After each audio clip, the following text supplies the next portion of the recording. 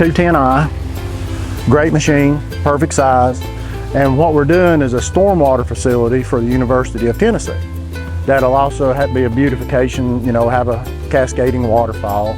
It has great advantages for its size. It's plenty big to load tandem dump truck, and it's also not so big that you can't do the tight corners in the pond and all that kind of stuff. To be honest with you, I've dug this whole pond. Everything that's been done here, I've done myself. We love it over here. I mean, the owner and several have graduated from UT, you know, engineering. So, you know, to them it's a pride thing.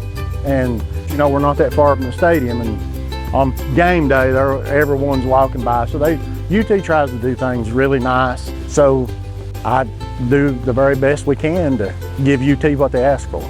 Power has always been really good. They're a great company, good sales reps and the people. If you really need it, they will get it for you.